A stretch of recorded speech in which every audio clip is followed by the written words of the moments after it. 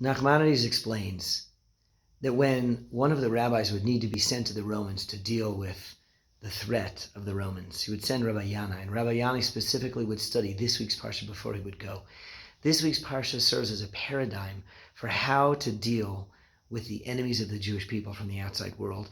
In it, Yaakov is facing his brother Esav. His brother Esav is aggressive, threatening, potentially to kill him, and he deals with him in three ways. Number one, with diplomacy. Number two, he prepares for war. And number three, he prays. All of these three things are appropriate. All of these three things are necessary when we're figuring out how to defend ourselves, how to deal with the outside world when they're at our throats. And we read this week's Parsha, and we know that the struggles that we're facing now, we're encountering now, are not new struggles. They're old. You know what? And they're also confidence inspiring because we've dealt with them. We've done these things. We know what to do. We know how to survive. We know how to handle ourselves. We have a promise that Hashem will see us through to the finish line, despite all of the attack and all the affront, all the aggression of our enemies.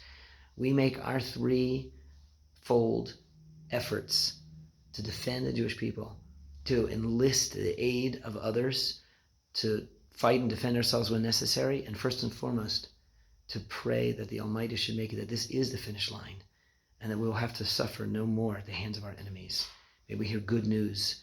Take hold of these three tools, traditional tools, the tools of Yaakov, fighting Esav.